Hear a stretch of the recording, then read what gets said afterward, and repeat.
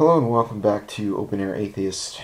I'm James Theodore Still III, and I figured we'd talk more about why it is that people have religious beliefs.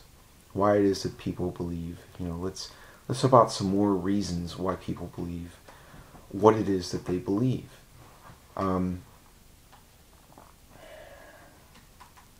Not whether those beliefs are rational, not whether they have rational reasons to believe what they believe, but just reasons themselves.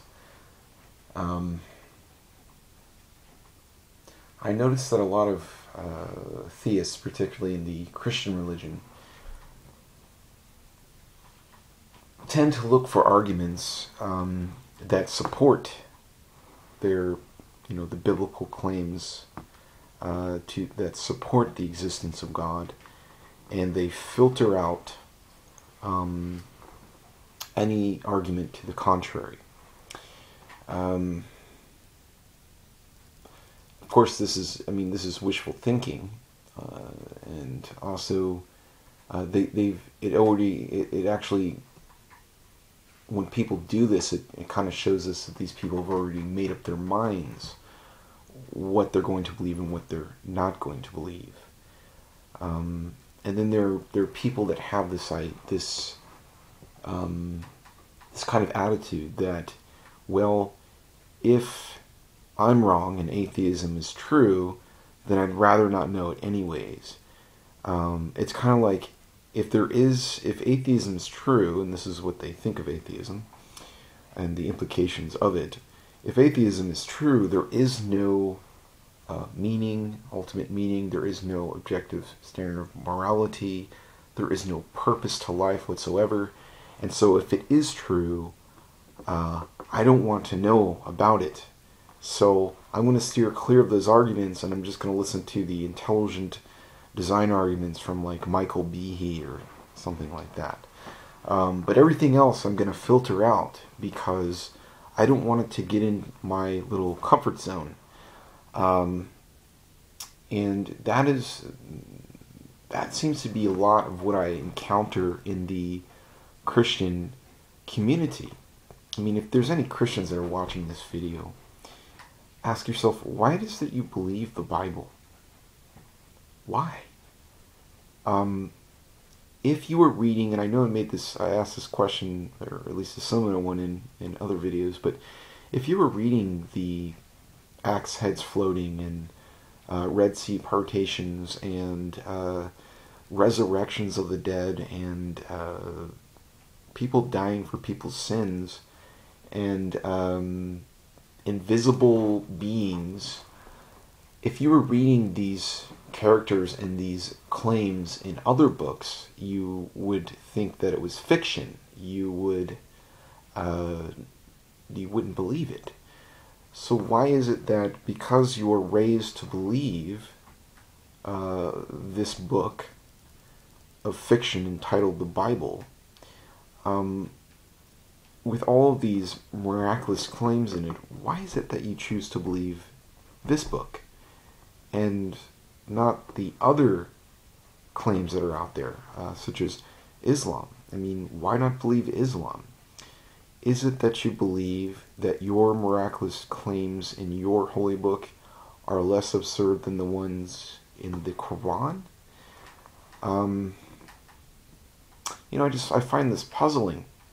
I can tell you for myself, I think that was part of it. When I was a Christian, I really did think that the miracles, of course I don't know the Quran very well, but when I heard of it, as far as its account of the origins of the planet and all that, it seemed more absurd than the Christian one. And I have to say that even when I was a Christian, I did think talking snake and all that. I was thinking, when I was younger and I was a little kid, I didn't really think it was that absurd. I didn't really think about it that much. But when I got older, I was like, yeah, this is a little too much. Talking snakes, and so then of course you become more sophisticated in your thinking, and you do apologetics for the Genesis account, for instance, in your own mind, and you say, well,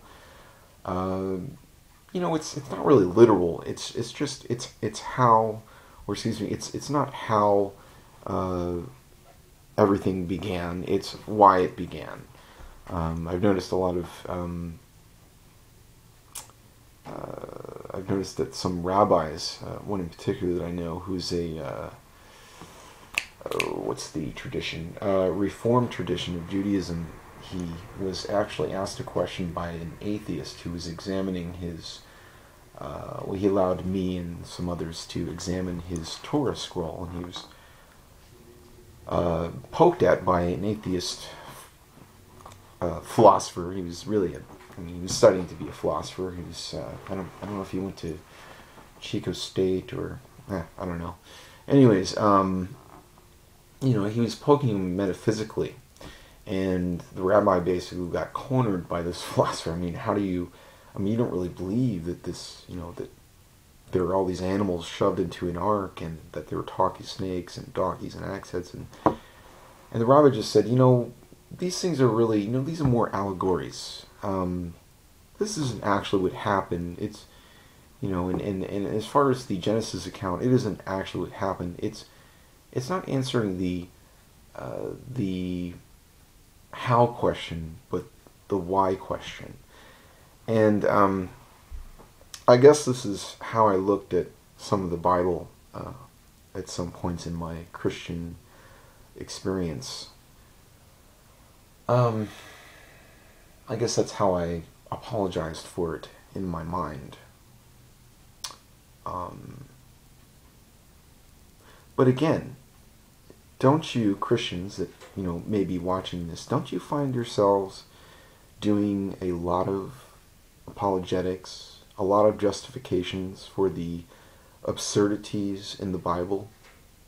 And questions like, why doesn't God heal amputees, and such questions like that. Why don't we have miracles nowadays?